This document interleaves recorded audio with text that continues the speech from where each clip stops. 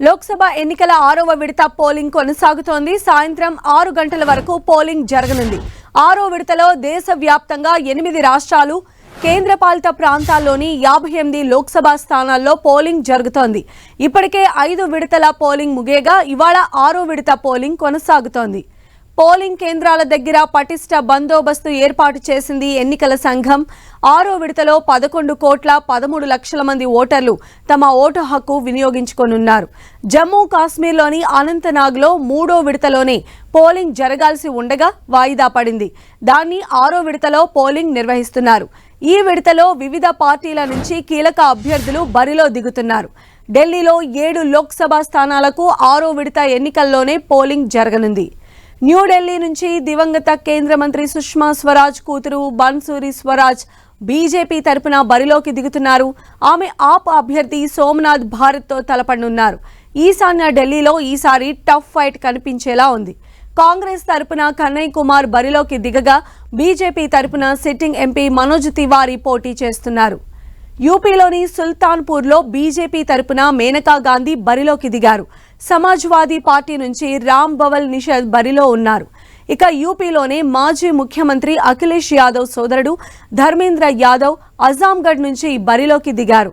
2014-2019 ఎన్నికల్లో ఇక్కడి నుంచే బరిలోకి దిగిన అఖిలేష్ యాదవ్ విజయం సాధించారు.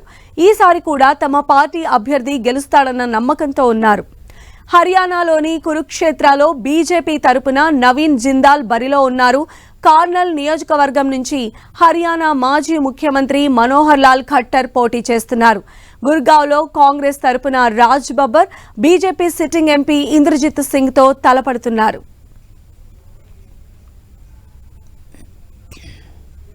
సో 6th ఫేజ్ ఎలక్షన్స్ కి సంబంధించిన ఓవరాల్ అప్డేట్స్ మా ప్రతినిధి గోపి మనకు అందిస్తారు. గోపి,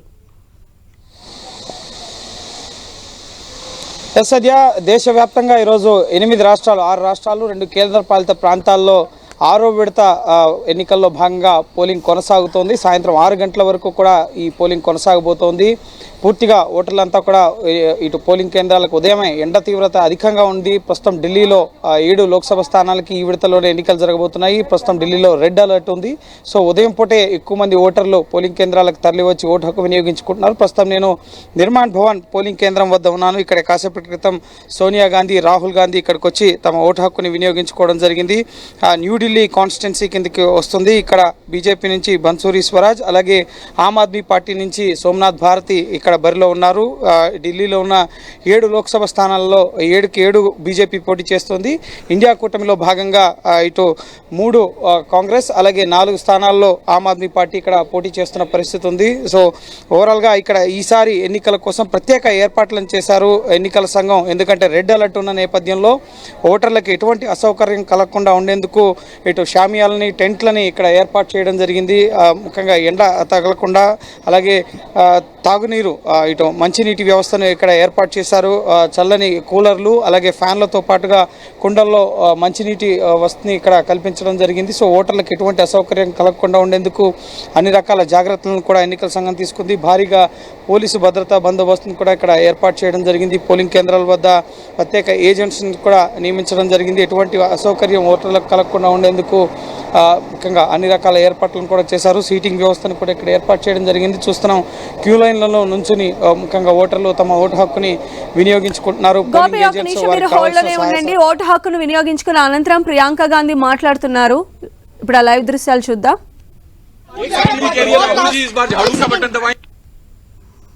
इस बार झाड़ू का बटन दबाएंगे और केजरीवाल जो है आपका ये है इंडिया गठबंधन। तो यही तो होता है, एक साइड करके हम अपने संविधान के लिए अपने एक साइड करके हम अपना वोट दे रहे हैं। और मुझे इस बात पर गर्व है, मुझे इस बात पर गर्व और मुझे इस बात पर गर्व है, मुझे इस बात पर गर्व।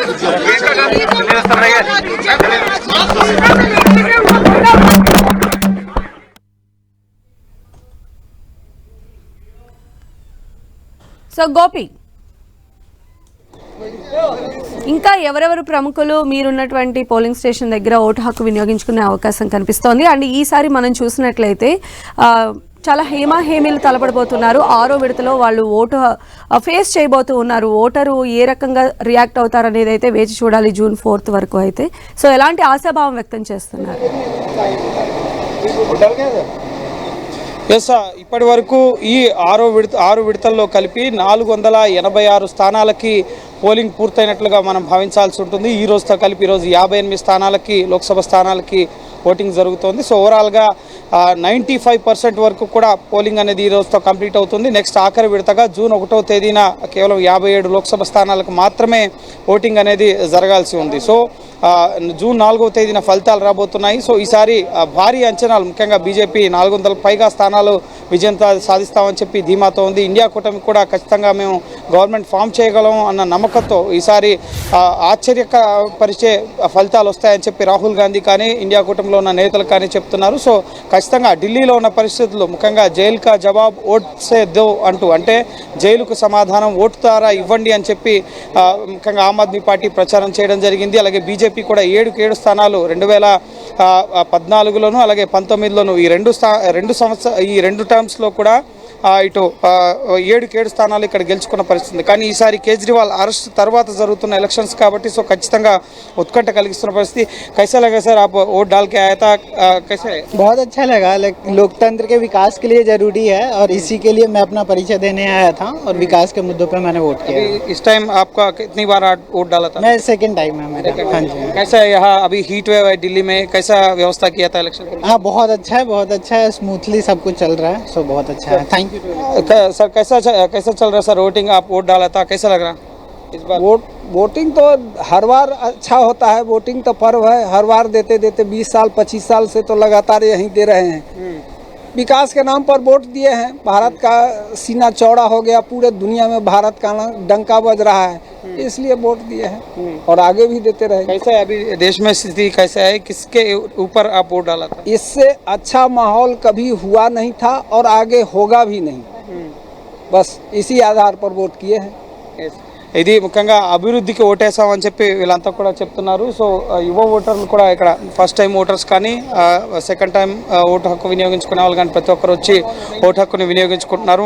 మ్యాక్సిమం అందరూ కూడా అభివృద్ధికి ఓటు వేసామంటున్నారు. ఈరోజు ఉదయం నా ఓటు కూడా ఢిల్లీలోనే ఉంది, ఢిల్లీలో ఓటు హక్కు వినియోగించుకోవడం జరిగింది. సో ఉదయం పూటే, ఎందుకంటే ఎండ తీవ్రత చాలా ఎక్కువగా ఉంది, 47 degrees Celsius ఉష్ణోగ్రత నమోదవుతుంది అని చెప్పి రెడ్ అలర్ట్ జారీ చేశారు. ఈ నేపథ్యంలోనే పోలింగ్ కేంద్రాల వద్ద ముఖ్యంగా ఫ్యాన్స్ని ఏర్పాటు చేయడం జరిగింది, కూలర్ వ్యవస్థల్ని ఏర్పాటు చేయడం జరిగింది.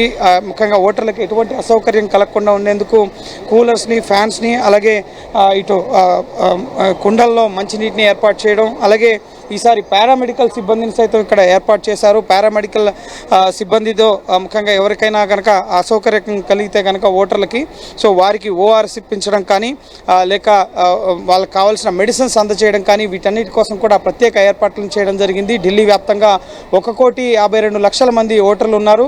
సుమారు 80 లక్షల మంది పురుష ఓటర్లు, 70 లక్షల మంది వరకు కూడా మహిళా ఓటర్లు ఉన్నారు. సో మహిళల కోసం పింక్ బూత్స్ను కూడా ఏర్పాటు చేశారు. డ్రోన్స్ ద్వారా అలాగే వెబ్ కాస్టింగ్ ద్వారా కూడా పూర్తి స్థాయిలో ఈ ఎలక్షన్స్ జరుగుతున్న తీరుని ఎప్పటికప్పుడు ఎన్నికల సంఘం అధికారులు పరిశీలిస్తున్నారు. సో ప్రస్తుతం అయితే స్మూత్గా ఎలక్షన్స్ అనేవి ఢిల్లీ వ్యాప్తంగా కూడా కొనసాగుతున్నాయి. 2800 క్రిటికల్ పోలీస్ స్టేషన్ని కూడా గుర్తించడం జరిగింది. ఎక్కడ కూడా ఎటువంటి అవాంఛనీయ ఘటనలు కూడా ఇప్పటివరకు అయితే నమోదు కాలేదు. అలాగే ఈసారి గతసారి 60.5% పోలింగ్ నమోదైంది. అర్బన్ ఏరియాస్లో హైదరాబాద్లో చూసాం, మెట్రోపాలిటన్ సిటీస్లో చాలా తక్కువ పోలింగ్ నమోదవుతుంది. కానీ ఈసారి ఢిల్లీలో ఎక్కువ శాతం పోలింగ్ శాతం నమోదయ్యేందుకు ముఖ్యంగా స్విగ్గీ, జొమాటో లాంటి సంస్థలు ఓటు వేసి వచ్చిన వారికి డైనింగ్లో ముఖ్యంగా ఆఫర్స్ ప్రకటించడం జరిగింది.